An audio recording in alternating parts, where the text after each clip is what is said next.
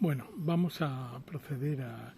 hacer una breve presentación de este curso. Se podría denominar algo así como de los ángeles al robot, figuras de lo inhumano. El objetivo fundamental es hacer un breve repaso de las reflexiones que, como críticas del humanismo clásico, se han hecho a partir de los años 70, pero recuperando la tradición de la figura del ángel ya en la literatura y especialmente en la poesía de los años 20. Entonces ahí hay una especie, hay un comienzo de una reflexión en torno a los ángeles que se continúa luego con una recuperación de la crítica postestructuralista de los años 70, fundamentalmente la obra de Althusser, la de Foucault, la de Deleuze, al humanismo clásico. Luego una reflexión sobre dos salidas posibles de la crítica, o tres, si me apuran, tres salidas del humanismo clásico, una la que desarrolla a partir de los años 30 Heidegger, a partir de la Carta del Humanismo, su discusión con el existencialismo sartreano. Luego lo que se ha podido denominar transhumanismo y luego el poshumanismo que Rossi Braidotti desarrolla a partir de la obra de Deleuze. Y al final acabamos haciendo una pequeña reflexión sobre el impacto que las nuevas tecnologías y especialmente la robótica han tenido sobre el trabajo y la noción de trabajo. Y al final se concluye con la ontología del robot, una especie de reflexión sobre el robot. Es decir, por eso decimos de los ángeles al robot, figuras de lo inhumano. La idea fundamental, empezando un poco una reflexión sobre los ángeles han sido siempre unos entes ambiguos, unos entes intermedios, mediación entre el hombre y Dios. Normalmente se configuran como mensajeros de Dios, como ejecutores de la obra de Dios, y así aparecen, bueno, ya desde el principio en el Génesis, cuando Adán y Eva pecan, pues Dios los expuso al paraíso y pone en su puerta a un querubín armado con una espada de fuego para evitar el retorno al paraíso. Antes, cuando inmediatamente después de la creación, se habla también de la rebelión de los ángeles dirigidos por Luzbel, que son derrotados por San Miguel, el arcángel San Miguel, como jefe de las milicias celestiales. Posteriormente, los ángeles son elementos centrales en el mensaje cristiano, cuando el otro arcángel, el arcángel fundamental, San Gabriel, va enviado por Dios a anunciar a la Virgen María que va a concebir a pesar de ser virgen, ¿no?, en la anunciación. Y esto significa siempre la importancia del ángel, ¿no?, como intermediario entre el hombre y Dios. Incluso ha habido una teología de discusión entre cuál era, digamos, a nivel ontológico el elemento más importante de la creación, si lo eran los ángeles o lo eran los hombres. Y bueno, al final, con el proyecto de la encarnación y de la redención divina a partir de la encarnación de la segunda persona de la Santísima Trinidad, que se encarna en el Cristo, pues aparece una especie de predominio del hombre sobre el ángel, porque al fin y al cabo Dios, cuando se encarna en un hombre, no en un ángel, ¿no? Entonces ahí hay una especie de relanzamiento del hombre frente a Dios. Bueno, pues toda la literatura apocalíptica a partir del siglo XVII, XVIII, los románticos han recuperado la tarea, la figura del ángel, normalmente no solamente en un sentido de intermediario o mensajero de Dios para el hombre, sino incluso a veces como una especie de elemento antidivino, recuperando el ángel malo, ¿no? Recuperando en una recuperación prometeica de Luzbel y de Satanás como una especie de afirmación del hombre y de la creación frente a su creador, ¿no? Una especie de recuperación de la soberbia de la criatura frente al creador. Bueno, toda la literatura, ya digo, romántica y posromántica, y en nuestra época, pues fundamentalmente la literatura primero de Rilke en las elegías de Duino, de una gran centralidad al ángel, diciendo que relacionándolo con la terribilidad, ¿no? Con todo ángel es terrible, o sea, una especie de reconocimiento de que el hombre está superado por el ángel, por un ángel que es siempre más poderoso que él, ¿no? Esta idea de la terribilidad del ángel es terrible. Y luego, pues toda la recuperación que se hace en la generación del 27, desde Alberti, pero todos los del 27 pues analizan la figura del ángel. Yo ahí pues retomo con una cierta digamos lentitud y tranquilidad, bueno, pues toda la idea de la traslación de esta figura a través de la generación del 27, ¿no? Siempre el elemento es el carácter este ambiguo, el elemento este intermedio, ¿no? Se hablaba como un ejemplo de discusión continua del sexo de los ángeles, ¿no? Aludiendo a esta ambigüedad, a este carácter andrógino del ángel, ¿no? Que se ve, bueno, pues en esos maravillosos ángeles que hay en el yo creo que son de Bernini, en el puente de Sant'Angelo, el puente que empieza en el castillo de Sant'Angelo y que tiene una serie de ángeles, ángeles monumentales, donde justamente Bernini pues desarrolla este carácter ambiguo, ¿no? Ese carácter andrógino del ángel, siempre indefinido respecto a su sexo, igual que respecto a su elemento ontológico intermediario entre lo divino y lo humano, ¿no? La idea del ángel, bueno, pues la idea del ángel ha sido una de las formas fundamentales que el hombre ha tenido de cultivar lo inhumano o lo transhumano o lo plushumano, superhumano, suprahumano, ¿no? Hay dos formas de salir del hombre, una hacia abajo, que es volviendo a la animalidad, la conexión con los animales, ¿no? Por cierto, ahora es la que está más de moda, ¿no? Una forma un poco curiosa y absurda a la vez. Pero al mismo tiempo ha habido siempre un intento del hombre de lanzarse hacia arriba, hacia lo transhumano, lo superhumano, en la figura del ángel, ¿no? Entonces esa dimensión de lo inhumano, pero no en un inhumano bestial animal, sino un inhumano suprahumano, ¿no? Bien. El humanismo clásico, que ha sido la base fundamental a partir del Renacimiento, el humanismo florentino, recuperado luego también en clave ilustrada por la Ilustración, desarrollada también en cierto sentido por el romanticismo y por el humanismo burgués del siglo XIX, es criticado ya en los años 20, en los años 30, sobre todo en los años 40, fundamentalmente por Heidegger, que en su carta sobre el humanismo pues viene a insistir que su reflexión no es humanista, su reflexión no es antropológica, y aquí hay un rechazo de las versiones humanistas del existencialismo, con Jasper y fundamentalmente con Sartre, y el humanismo existencialista de los años 40, hay una especie de afirmación de Heidegger, del Heidegger frente al existencialismo, diciendo que su postura es ontológica y no antropológica, con lo cual no hay una centralidad del humano, ¿no? Que incluso el Dasein no se identifica completamente con el ser humano, con el individuo,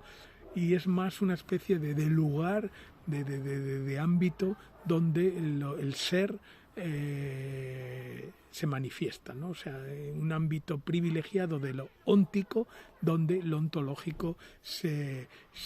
desarrolla. Bueno, luego toda esa crítica que desarrolla el último Heidegger del humanismo, y buscando, bueno, pues una idea del hombre relacionado con el ser, ¿no? El hombre como pastor del ser, el hombre como guardián del ser, el hombre como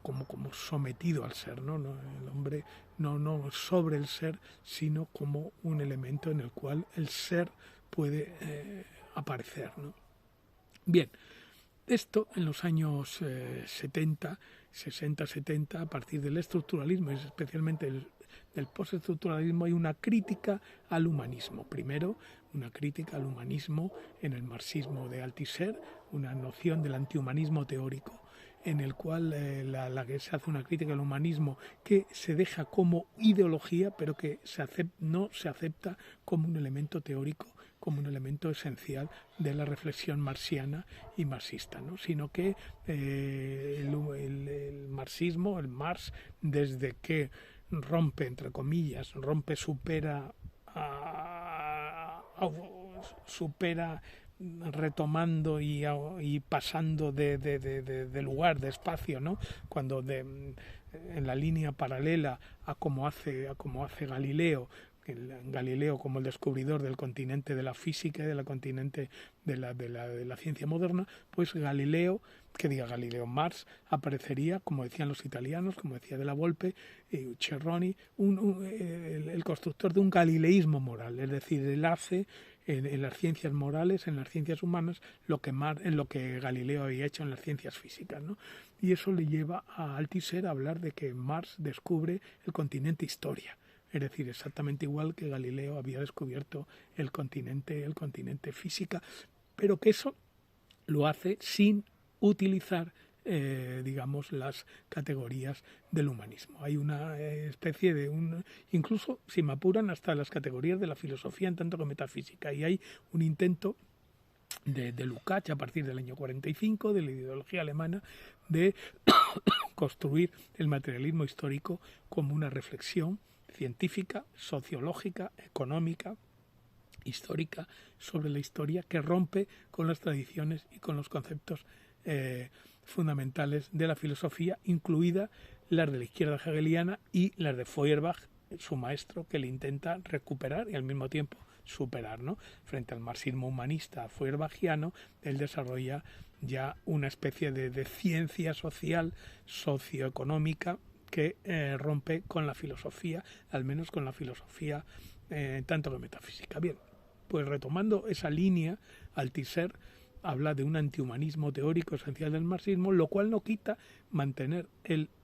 los ideales humanistas como ideología, como valores, ¿no?, por los que luchar, pero no le rebaja el nivel teórico, el nivel para él científico, en aquel momento que las categorías fundamentales de plusvalía, fuerza de trabajo, etcétera, pues son para Althusser, en la línea de, por ejemplo, de Karl Koch, son ya categorías son económicas, sociológicas y no ya meramente filosóficas, ¿no? O sea, hay una especie de, a nivel teórico, el marxismo no es un humanismo. En ese sentido coinciden desde otra línea completamente distinta, incluso opuesta con Hegel. Y el postestructuralismo, a partir de esta posición fundamental de Althusser, desarrollan con Michel Foucault en Las palabras y las cosas también una idea de que el hombre, en ese fin maravilloso de Las palabras y las cosas, en las que dice que la figura del hombre se disuelve, se deshace en la arena de la playa, llevado por las olas, ¿no? Es decir, hay una especie, la hipótesis fundamental de Las palabras y las cosas es que a lo largo del pensamiento occidental nunca han coincidido la figura hombre con la figura lenguaje, y como a finales del 18, principios del 19, con el surgimiento de la literatura, la centralidad del lenguaje ha desplazado la centralidad del ser humano, hasta tal punto que el ser humano, el hombre, no es la base de las ciencias humanas. es decir, de la lingüística, de la historia, de la economía, sino categorías que no son filosóficas y sobre todo que no son humanistas, ¿no? Y por último Deleuze, pues lo mismo, Deleuze sustituye la idea de sujeto, la idea humanista, por la idea de subjetivación, ¿no? En la línea nietzscheana él recupera los elementos, digamos, de los elementos de las fuerzas frente a las formas y de los elementos de rechazo a partir de Hegel, sobre todo de Nietzsche, de la tradición humanística occidental. Es decir, aquí hay una primera parte, un primer capítulo dedicado a recuperar, como 50 años después, de las aportaciones del antihumanismo teórico del postestructuralismo. Luego hay un desarrollo de posiciones en dos líneas, ¿no? Por un lado, una línea transhumanista en la que con una filosofía cientificista que intenta superar el humanismo, pero intentando, digamos, potenciar el cuerpo del ser humano. Es decir, hay una especie de intento de desarrollo de las potencialidades humanas, pero no ya en un nivel, digamos, filosófico o un nivel intelectual o solo intelectual, sino fundamentalmente a partir de la potenciación, el desarrollo de las posibilidades del ser humano, ¿no? Entonces hay una especie de intento de convertir al hombre en un cyborg, ¿no? Es decir, una especie de un robot donde la parte humana, la parte animal se inserta en un robot construido por innumerables prótesis. Incluso el desarrollo máximo de esto sería, digamos, deshumanizar, descorporalizar completamente al ser humano, conectando directamente su cerebro con un ordenador, ¿no? Aquí hay una reflexión filosófica, científica sobre el transhumanismo que va en esta línea, ¿no? Un intento de superar al ser humano convirtiéndolo en una especie de suprahombre, de superhumano, desarrollando hasta el máximo sus potencialidades de velocidad, de longevidad, de resistencia a las enfermedades, etcétera, etcétera, ¿no? Esto tiene que ver mucho también pues con todo el desarrollo de la genética, de la inversión, de la transformación genética del ser humano, potenciando sus genes activos, intentando eliminar los genes negativos. Bien, es una línea muy importante, ya digo, que tiene una dimensión también tecnológica en el sentido de desarrollar prótesis que desarrollen las potencialidades del ser humano y que tiene unas reflexiones, un impacto tremendo sobre la importancia del ser humano, sobre la importancia de lo que significa el hombre, ¿no? Luego hay otra línea fundamental de aquí en el curso que intenta desarrollar la idea del impacto que las nuevas tecnologías y la robótica han tenido sobre el trabajo, ¿no? Hay una especie de reflexión, primero sobre la noción de trabajo, con un trabajo como tecné, un trabajo como transformación de la realidad, un trabajo como construcción de una segunda naturaleza que se superpone, incluso sustituye a la primera naturaleza, ¿no? Es decir, es una especie de a través de la tecnología, digamos, hacemos trampa con la naturaleza, ¿no? Utilizamos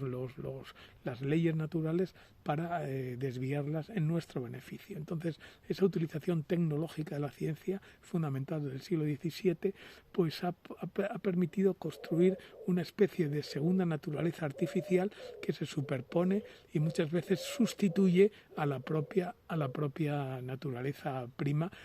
primera, ¿no? La naturaleza primaria, que ya en poquísimos sitios, quizá en la Amazonia y en la selva tropical, en la selva ecuatorial africana, sea uno de los pocos sitios donde aún queda algo de esa naturaleza primigenia y que en el resto del mundo ha sido transformada decisivamente desde los trópicos hasta los polos, ¿no? Ha habido una especie de construcción tecnológica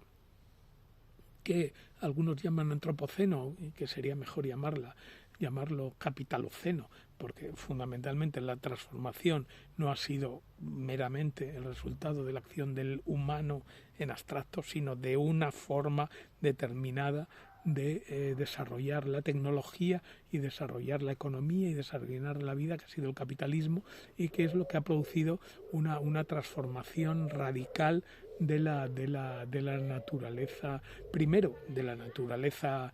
naturaleza física y segundo incluso de la naturaleza humana, con la subsunción real del conjunto de la vida y el conjunto de la temporalidad humana bajo la línea y bajo el dominio capitalista. Bien, esa es muy importante, ¿no? Esa idea de trabajo, y ver cómo el industrialismo ya desde el siglo XVIII, con el surgimiento de las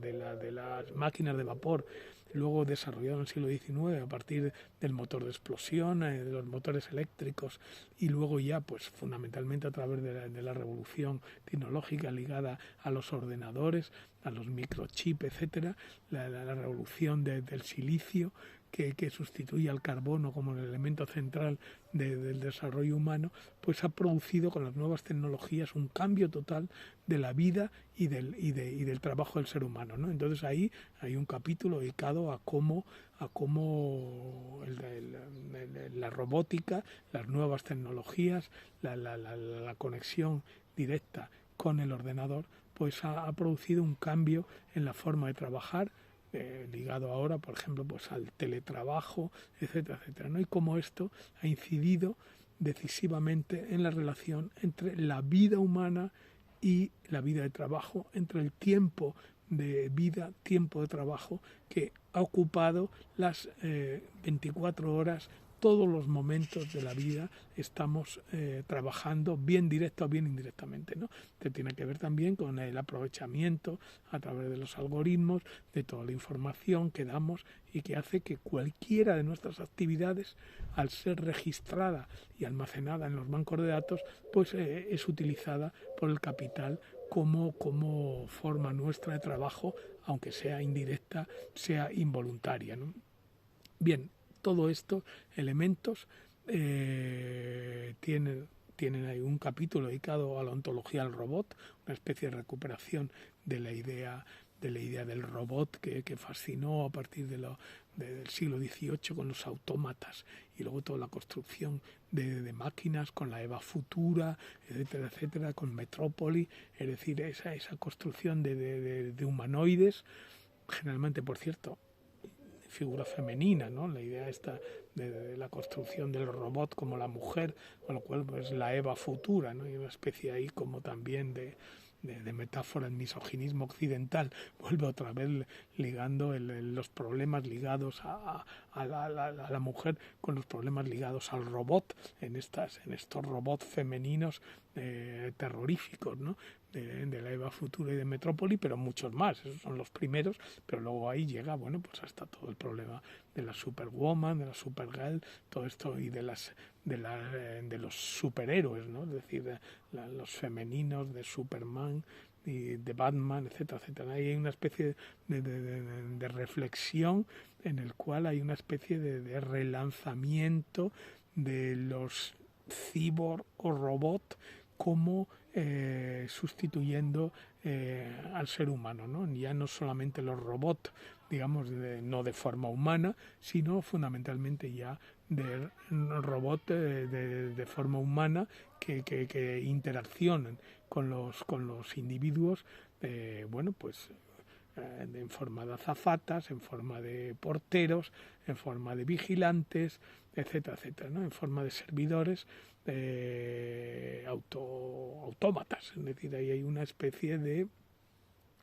relanzamiento de la figura del robot como otra de las figuras de lo inhumano. En este sentido, un inhumano que no va solamente en un nivel espiritual, como podía ir el ángel, sino en un inhumano suprahumano que va más en la línea transhumanista de los cyborgs y de los robots, es decir, de la potencialidad de las capacidades del ser humano como máquina, ¿no? Es decir, desarrollar la velocidad, desarrollar la fuerza, desarrollar los ojos, en los oídos, es decir, esa capacidad de los sentidos y sobre todo, el elemento fundamental, alargar la vida, desarrollar la longevidad con una proyección última de infinitud, ¿no? de inmortalidad, es decir, la idea de construir unos seres humanos en principio inmortales que hayan logrado derrotar a la muerte. Bien, la conclusión de todo esto, de este largo periplo, digamos, desde los ángeles del Génesis hasta los robots del siglo XXI, pues suponen, hay una conclusión que yo las traigo ahí a partir de Deleuze y Braidotti, de una especie de poshumanismo, ¿no? Un poshumanismo que no es transhumanista, ya que recuperando toda la tradición nietzscheana y la tradición también de la literatura del siglo XX y del siglo XXI, se supone, intenta romper con el humanismo en sus vertientes más burguesas, es decir, más ligadas a la burguesía, más la cultura burguesa del siglo XIX, principios del XX, que concluye con Thomas Mann y los Buddenbrook, ¿no? Esa idea de la cultura burguesa como Bildung, como formación, como construcción, no solo económica, sino también ético-política. Es muy importante también todo ese análisis que han hecho autores, por ejemplo, como Alberto Tenenti, pero también en la línea de Brodel y de Lucien Febvre, de compaginar y de desarrollar, ver cómo la civilización, digamos, material que ha desarrollado el capitalismo de finales del siglo XV hasta el siglo XXI, no ha solo condicionado, digamos, sus formas espirituales, sus formas culturales, sino que los mismos objetivos y las mismas preocupaciones que desarrollaban el desarrollo de la economía capitalista desde su fase del capitalismo comercial italiano en el siglo XV, paralelo al humanismo renacentista, especialmente florentino, esa preocupación que, por ejemplo, Tenenti desarrolla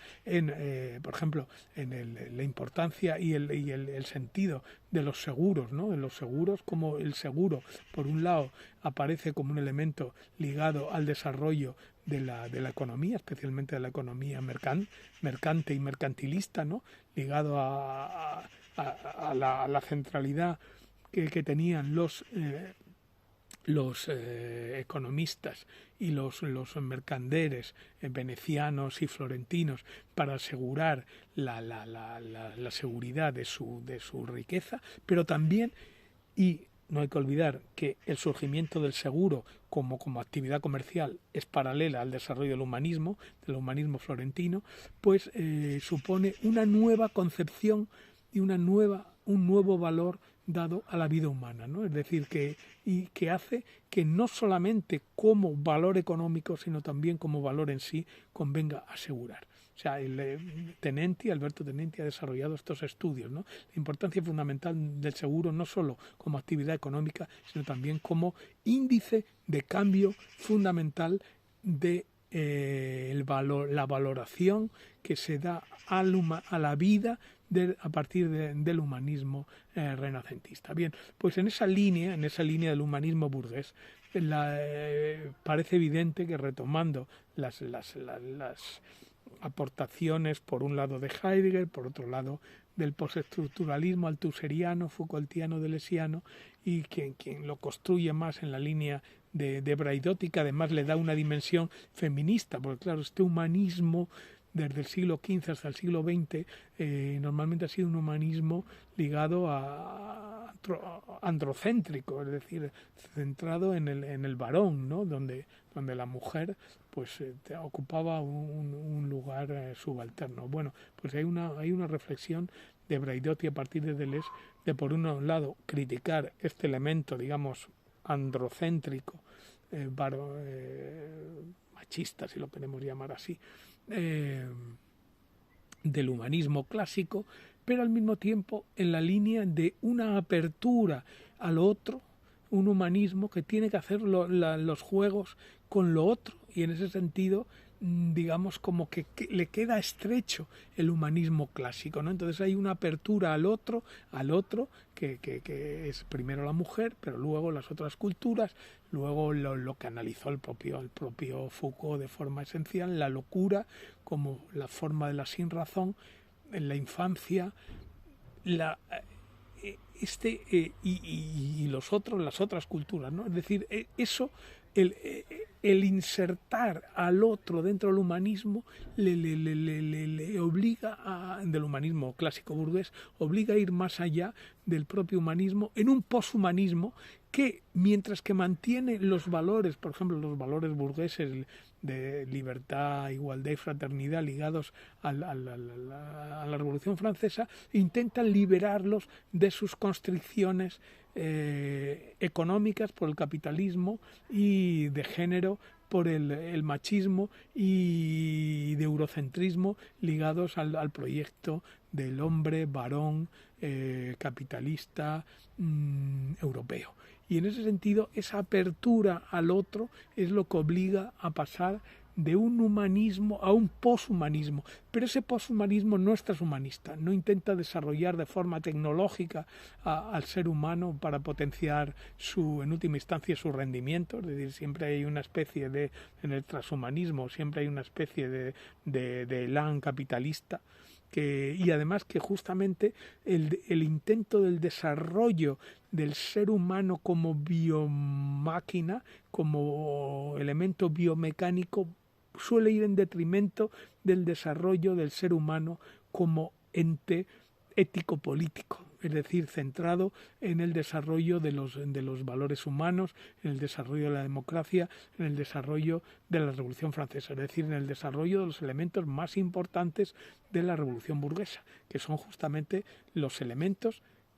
ético-políticos y que su sumisión precisamente al modo de producción capitalista ha puesto en entredicho, ¿no? Es decir, ahí, en ese sentido, este poshumanismo intenta mantener el humanismo clásico, pero quitándole la centralidad en el nivel digamos, teórico, intelectual, pero al mismo tiempo manteniendo su centralidad axiológica, ético-política. Ese es un punto absolutamente central. Y ese humanismo, ese poshumanismo, también tiene una dimensión, no solamente, o sea, intenta romper con el cientificismo, mantiene la dimensión ético-política, pero también mantiene como la aportación fundamental del arte y la literatura modernas, mantiene la tradición modernista, es decir, la idea de la experimentación en el nivel artístico y la experimentación de nuevas formas de vida en el nivel de la vida cotidiana. Ese poshumanismo deleuziano-beridotiano es un humanismo en la línea de Guattari no cientificista, sino ético y estético. Es decir, centrado en la idea de creación, en la idea de innovación, en la idea de creación de nuevas formas de vida, de nuevas formas de subjetividad. El proyecto poshumanista es un proyecto de construcción no tanto de nuevos sujetos como de nuevas subjetivaciones, nuevas formas de subjetividad, nuevas formas de vida que experimentan e intentan construir nuevas estructuras espaciotemporales, en la línea, por ejemplo, de construir un neosituacionismo, en la línea del situacionismo, de la internacional situacionista de los 50 y los 60, que era un mecanismo de construir nuevos espacios, construir nuevas formas de vida, construir una vida abierta al arte, en la línea también del último Foucault, ¿no? Del último Foucault, que en el souci de soi, en el cuidado de sí, intenta construir la idea retoma esa idea del dandismo, esa idea del gentleman inglés, esa idea que está en el cortesano de Castiglione a principios del siglo XVI, y que mantiene siempre esa idea de una construcción del individuo como una obra de arte. una construcción del individuo a través de una ética individualizada que coincide con la estética, una autoconstitución de sí mismo como obra de arte. Entonces, como vemos, toda esta serie de elementos confluyen en un poshumanismo ya no burgués, posburgués, que recupera lo mejor de la tradición burguesa, pero que la abre a los elementos excluidos de la propia tradición burguesa, empezando por la mujer, siguiendo por los otros, los no europeos, la locura, los niños, ¿no? Es decir, hay una especie de ampliación de los férreos límites que la burguesía y que el capitalismo habían impuesto a la tradición humanista, ¿no? Entonces, bueno, el curso acaba pues apostando por este nuevo mecanismo, este poshumanismo que retoma en la línea de una posmodernidad crítica, retoma las grandes aportaciones de la modernidad, intentando liberarlas de su sumisión al capitalismo, intentando abrirla, digamos, abrirla a un universalismo real que elimine las constricciones que el desarrollo capitalista le había impuesto a la tradición humanista clásica sometida a la burguesía, ¿no? Entonces, bueno, este es un poco esta idea, este periplo, ya digo, que empieza en Los Ángeles, llega a los robots, pasando por la reflexión antihumanista del postestructuralismo, haciendo una recepción crítica del transhumanismo y al final apostando por un poshumanismo creativo, inventivo y creador de nuevas formas de subjetividad, de nuevas formas espaciotemporales, nuevas formas de vida que intenten romper con las limitaciones del capitalismo y neocapitalismo. Pues muchas gracias. Bueno, por supuesto, claro, desde un punto de vista pragmático, sus investigaciones, su trabajo debe de centrarse o tiene que centrarse solo en alguno de estos innumerables aspectos. Es decir, no tiene que cubrir todo el campo, sino que puede centrarse en cualquiera de los 5 o 6 capítulos que constituye este curso, que ya digo, puede tener como nombre Del ángel al robot, figuras de lo inhumano. Muchas gracias.